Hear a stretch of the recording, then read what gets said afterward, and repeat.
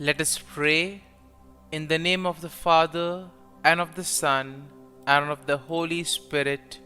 Amen.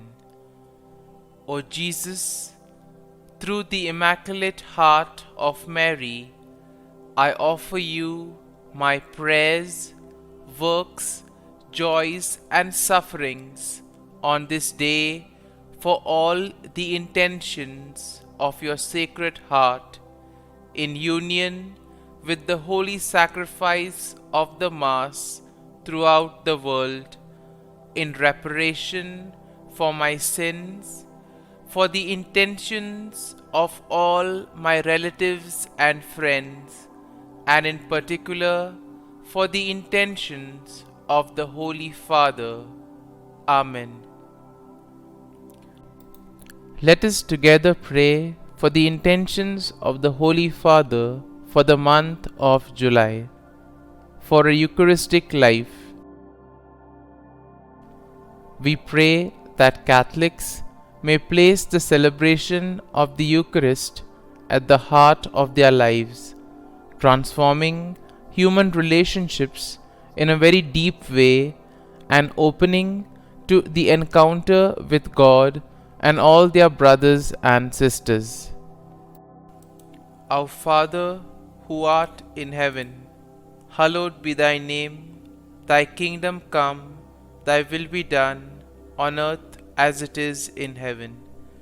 Give us this day our daily bread, and forgive us our trespasses, as we forgive those who trespass against us. And lead us not into temptation, but deliver us from evil. Amen. Hail Mary, full of grace, the Lord is with you. Blessed are you amongst women, and blessed is the fruit of thy womb, Jesus. Holy Mary, Mother of God, pray for us sinners, now and at the hour of our death. Amen.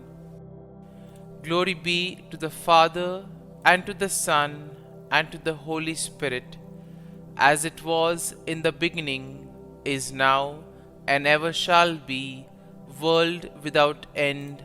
Amen. My dear friends, the Word of God welcomes us this morning. And as we begin this day, let us begin by spending time with the Lord. As we have decided to welcome this day in the presence of the Lord, let us begin by thanking Him for all that He has done for us, all the blessings that He has bestowed on us, and most importantly, for all the graces, for all the favors that He has given us right from our birth till now. On many occasions, we see that because we are caught up with so many other activities, because of our busy schedule, we don't pay attention to these small details that are there in our lives. Very often, these graces, these blessings, which are so important in our lives, are kept aside. And therefore today, as we begin today's morning prayer, we ask the Lord to give us the grace so that we may be able to appreciate the good things that He has done for us. And therefore, it is appropriate that we begin today's prayer by thanking the Lord for all that He has done for us. First and foremost, we thank the Lord for the gift of life, for giving us talents, abilities, and various opportunities in our lives. We also thank the Lord for the gift of our family members, friends, relatives, near and dear ones, and all those who play a very important role in our lives. Now we see that there are so many people who have been instrumental in our lives in so many ways. These people have dedicated their time and effort, and thus they have shaped and helped us become who we are. And therefore we thank the Lord for their presence in our lives, and we also ask the Lord to bless them so that they may be able to have the fullness of life. We also thank the Lord for the gift of this day. Yet another day that we have been given to make good use of our talents, of our abilities, and more importantly, to make a difference not only in our lives, but also in the lives of those around us. We also thank the Lord for the various opportunities that He has given us. Opportunities to put our talents, to put our abilities to use. And at the same time, opportunities to help others make a difference in their lives. Lord, we also want to thank You for all the experiences that You have given us. Some of these experiences may be really good. We may want to cherish these experiences. But there may be other experiences which may be bitter, which may be harsh. Nonetheless, these bitter experiences may have taught us a lot in life. These are the experiences that have made us stronger. And therefore, Lord, we thank You for giving us these experiences, for making us better individuals, for making us stronger, and thus for preparing us to face the challenges in life. And therefore, my dear friends, as we participate in this morning prayer, let us ask the Lord for this grace that we may be able to radiate His presence to the world around us, that we may be able to become messengers of peace, joy, and love, spreading His message of goodness, spreading His message of peace and love to the world around us. And therefore, let us ask the Lord to accompany us in whatever we do today, so that every action, every word may radiate His love, peace, and joy. My dear friends, let us now reflect and meditate on Psalm 59. As usual, we shall take a look at the general overview of the psalm, and then we shall take a look at the psalm in detail. Now, when we look at Psalm 59, we see that the psalm is a psalm of lament that is attributed to David. And this was probably written during a time when Saul had sent men to watch David's house in order to kill him. And therefore, the psalm can be divided into 4 main sections. First, we see that a plea for deliverance from enemies. David's plea to be delivered from his enemies, which we will find in verses 1 to 5. In the second part, we see a description of wickedness and violence of the enemies, and this we can see in verses 6 to 7. Then in verses 8 to 10, we have a declaration of trust in God's protection. And finally, in verses 11 to 17, we see a song of praise and confidence of God's deliverance. Confidence that God will deliver him from all his enemies. And therefore, overall, when we take a look at the psalm, we see that Psalm 59 will reflect David's plea for deliverance from his enemies and his trust in God's protection. The psalm also acknowledges the wickedness and violence of the enemies, and at the same time, it will also emphasize the faithfulness and the strength of God. Now, the psalm serves as a reminder of the importance of seeking refuge in God during the time of trouble, and therefore expressing trust that God will deliver His people from all difficulties in life. And therefore, the psalm will conclude with a song of praise, highlighting the confidence and gratitude that come from placing one's trust and faith in the Lord. Now, when you take a look at the psalm in detail, we see that in the first section of the psalm, David pleads for deliverance from his enemies, and therefore he implores God to deliver him from those who seek his life. Here we see that David will use vivid imagery in order to describe the intensity of the threat that he faces. Now, David will portray his enemies as fierce dogs who howl and prowl around the city. As we have already seen that the background of this psalm is how Saul sends his men in order to watch over David. And therefore, probably here we can see that the fear or the anger, the grief, the sorrow that is probably there in David. And this is what prevents him in order to live a fulfilled life, because he's already been watched, he's always being surrounded. And therefore, he uses very strong language, crude language, in other words, giving examples like fierce dogs who are ready to attack him at any time. And at the same time, we see that David will also express his innocence and his trust in God's protection. And in this way, he also pleads to God for God's intervention. Now, when we look at today's world, we also see that it's not very easy in order to practice one's own beliefs, etc. And there may be various factors for this. Sometimes we ourselves could feel as if we are being watched, as if we are being tormented by others.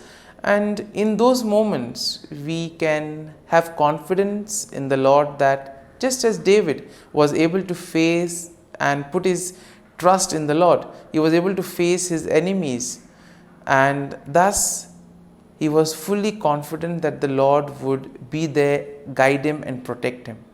This is the level of confidence, this is the level of trust that all of us are called to have. Now, in the second section of the psalm, we see that David describes the wickedness and violence of his enemies. Now, David portrays them as arrogant and insolent, speaking lies and cursing with their mouths. And therefore, David laments that their deceitful and malicious actions are in a way emphasizing their own violent nature. And David also says that the actions of the wicked are in a way demonstrating their lack of fear or regard for God.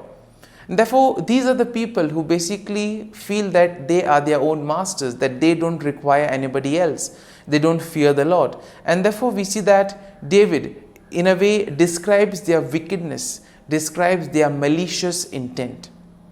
Now, moving on to the third section of the psalm, we see that David declares his trust in God's protection. He affirms that God is his strength and his fortress, that God is a refuge in times of trouble. And it is here we see that David expresses his confidence that God will go before him and he will comfort himself. God will comfort David by confronting his enemies. And it is here we see that David acknowledges that God is his defense and that God's steadfast love will meet him in the morning. So much faith and trust David has in the Lord. And in the final section, we see that David offers a song of praise and confidence in God's deliverance. David expresses his faith in God's power, and he also declares that he will sing of God's strength and mercy. In other words, David says that he will praise the Lord for all that the Lord has done for him. Now, David acknowledges that God is his refuge and his stronghold, and he praises God for his faithfulness and deliverance. He affirms that he will trust in God and he will give thanks to him. And therefore, my dear friends, as we reflect on this psalm, we see that we can also apply it to our daily life situations. When we too are overwhelmed, when there is a lot of fear, when we are filled with grief, when we feel that we are being watched over, let this psalm help us. Let this psalm console us. Let this psalm help us to place our faith and trust in the Lord, especially during those difficult moments. And therefore, my dear friends, as we have reflected and meditated on this psalm, let us now close our eyes at this morning hour and let us thank the Lord. Let us praise the Lord. Let us glorify the Lord. Loving Father, you have given us this time in the morning. You have been gracious to us. You have given us your Son, our Lord Jesus Christ, who has cleansed us from our sin. He has taken away all our sins and He has given us a new life. Lord, we thank you for giving us the Holy Spirit. And therefore, Lord, we ask you to bless us and protect us at every step of the way. Be our guiding force. Be there to always show us the way. And for all this, Lord, we thank you, we praise you, and we glorify you. You have protected us and you have guarded us through the night. You have given us this time to spend with you.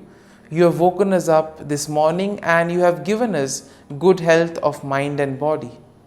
And for all this, Lord, for your love, for your mercy, for your generosity, we thank you and we praise you, O Lord. You are a merciful God. You have blessed us in so many ways. As we reflect on our blessings, as we reflect on all the good things that have happened to us, as we reflect on our experiences, Lord, we want to thank you. We want to praise you for making us better individuals. And now, my dear friends, let us spend a few moments in silence and let us reflect on the psalm. Let us see what touched us. Could be a word, could be a phrase, or could be a sentence or a thought. Remain with that and allow the psalm to take root in you so that ultimately your words, your actions will radiate the love, peace, and joy of Christ to the world around.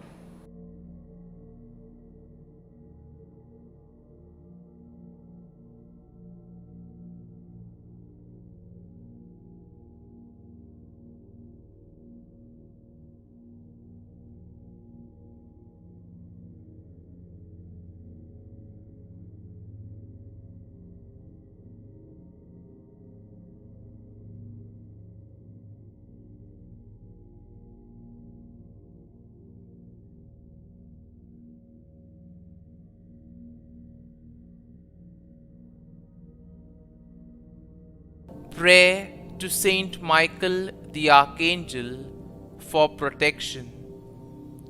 Saint Michael the Archangel, defend us in battle. Be our defense against the wickedness and snares of the devil. May God rebuke him, we humbly pray.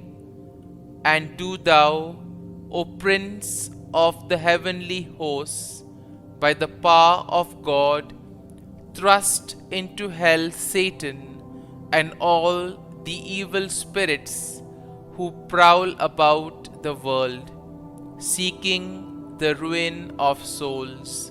Amen. Act of Adoration. O Sacrament most holy, O Sacrament divine, all praise and all thanksgiving be every moment thine. Saint Gertrude Prayer for souls in purgatory. Eternal Father, I offer Thee the most precious blood of Thy divine Son, Jesus, in union with the masses said throughout the world today, for all the holy souls in purgatory, for sinners everywhere, for sinners in the universal church, those in my own home and within my family.